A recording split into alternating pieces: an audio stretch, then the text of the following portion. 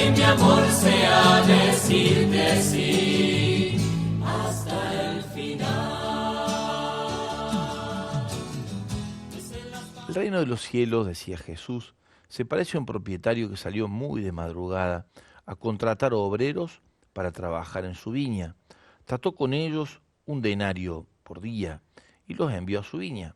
Volvió a salir a media mañana y al ver a otros desocupados en la plaza les dijo: vayan ustedes también a mi viña y les pagaré lo que sea justo. Y ellos fueron. Volvió a salir al mediodía y a la media tarde e hizo lo mismo.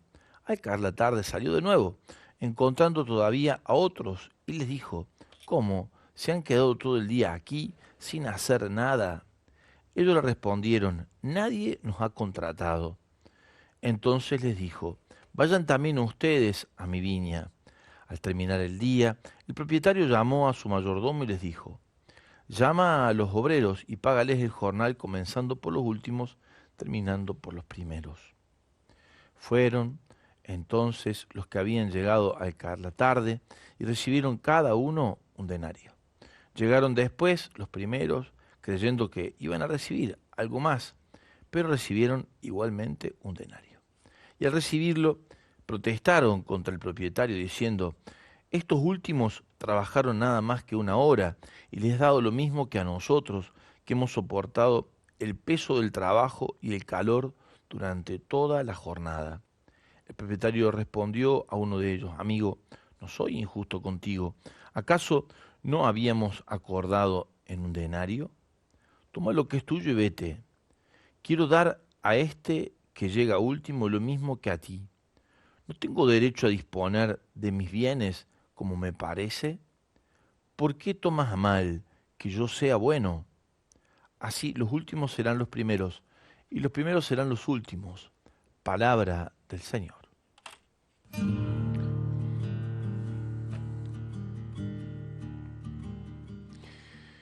El reino de los cielos se lo recibe en gratuidad, no tiene un precio. Es lo que Jesús viene diciendo respecto de el hacerse a la pobreza, a la austeridad, a la sencillez, a la simpleza. No se lo conquista con el esfuerzo, mucho menos con bienes. El reino de los cielos no se adquiere por el cumplimiento de la ley. Es la gratuidad la que marca el sentido de pertenencia. Es el don a mano llena con la que el Señor nos incorpora a su nuevo paradigma de comprensión de la realidad y del orden que Él viene a traer. Es su pensamiento, son sus valores, es su querer y su voluntad, es su forma y es su estilo, es su manera.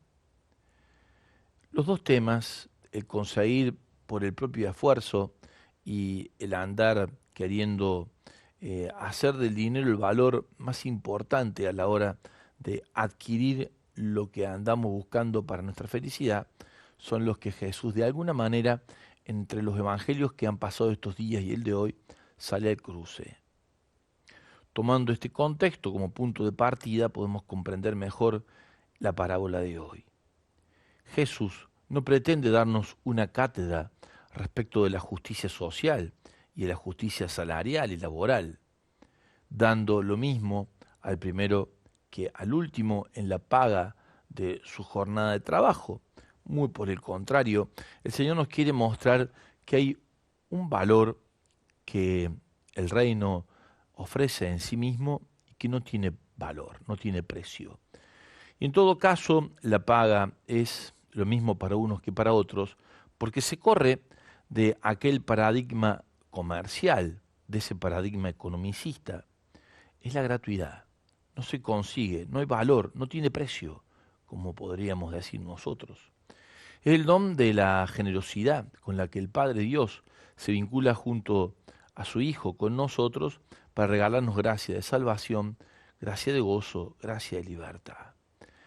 Lo que determina el estilo de Jesús para esta forma de vínculo, de relación y este nuevo modo de establecer relaciones entre nosotros en la sociedad, es que hay alguien en el medio de nosotros y con cada uno de nosotros en particular que Se llama Jesús de Nazaret, que viene a instalar un orden nuevo y que para eso nos llama. Hay una vocación, hay un llamado. Ese llamado es el que estamos llamados, entre comillas, valga la redundancia, a interpretar para seguir a donde el Señor nos invita a ser constructores de su nuevo orden, de su reino. A ese llamado le corresponde una respuesta, sin importar el tiempo, si antes, durante, después de haber comenzado este proceso. Y el gozo de haber recibido la gracia de ser abrazados en la paga, se entiende esto, por la misericordia de Dios, es lo que nos permite celebrar con actitud más que positiva, recreativa, el hecho de ser y pertenecer a la propuesta de Jesús, al llamado que el Señor nos hace. Llamada, respuesta por parte de nosotros y fruto de ese encontronazo entre el llamado de Dios y nuestra respuesta, el gozo y la alegría. No tiene precio, ni depende de un comportamiento determinado. Hay gratuidad en el vínculo. Y por eso reciben lo mismo los primeros que los últimos, porque es otro paradigma en torno al cual se construye el nuevo orden.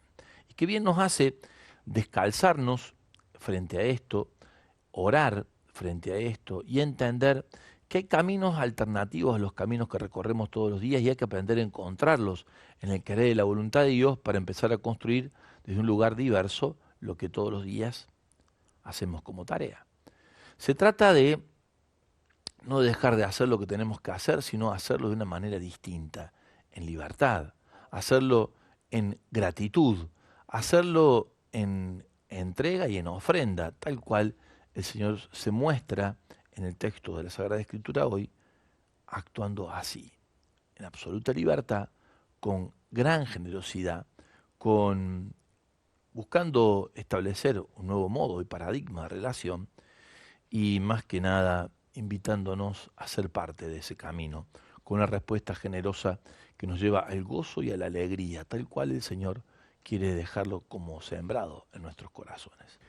En la palabra de hoy, la fuerza de convocatoria está en la palabra, en el que la pronuncia, en el que convence a los que están sin hacer nada de que es posible que se sumen a este proyecto.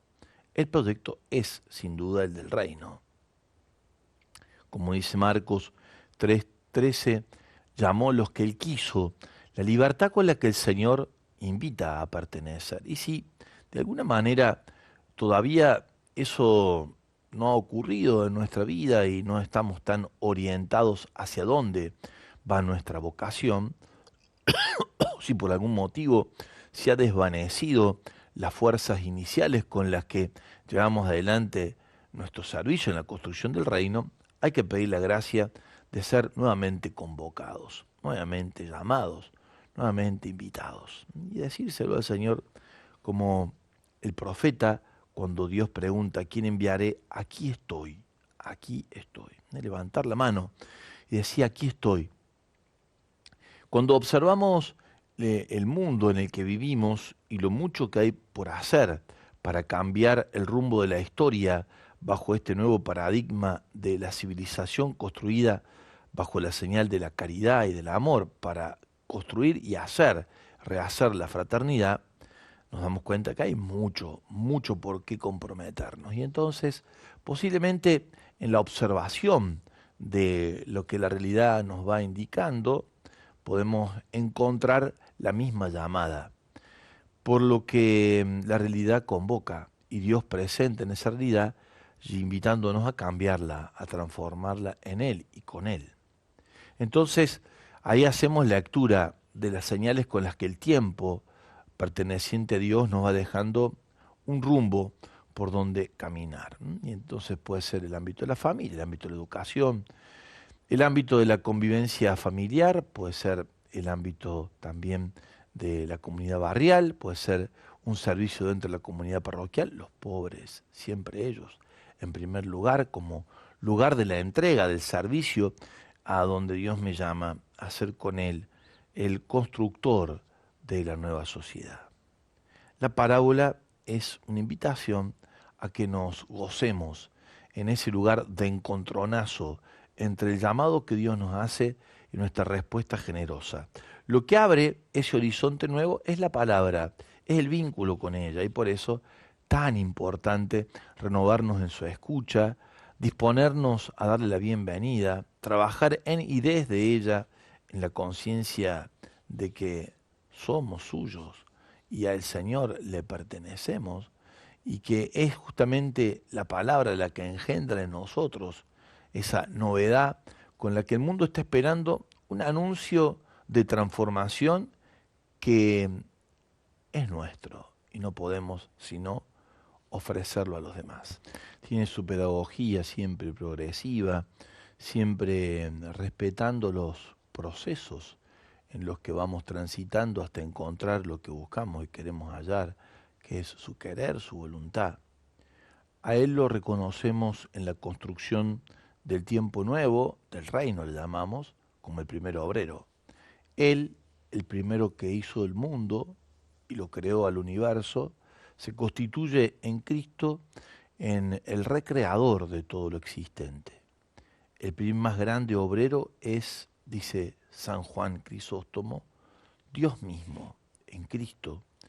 Él ha creado el cielo y la tierra, una obra grande y maravillosa, pero la obra de la creación aún no está terminada y le llamamos, después de la caída en el pecado y la herida que esto introdujo en el corazón del universo, a través del hombre viene el completar su obra, el terminar su obra, comenzada por el artista supremo, contando con nosotros como coartífices de su hacer.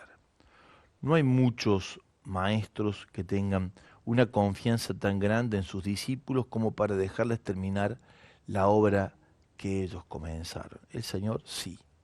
¿Por qué? Porque sabe que es a través nuestro y junto con nosotros, como en los designios del Padre, estamos llamados a ser coprotagonistas en su tarea. Esta es justamente la familiaridad, la cercanía y el amor con el que Dios nos incluye dentro del misterio trinitario a ser parte de Él y a invitarnos a dar pasos en la reconstrucción y en el rearmado de la humanidad bajo el signo común de la caridad, la fraternidad.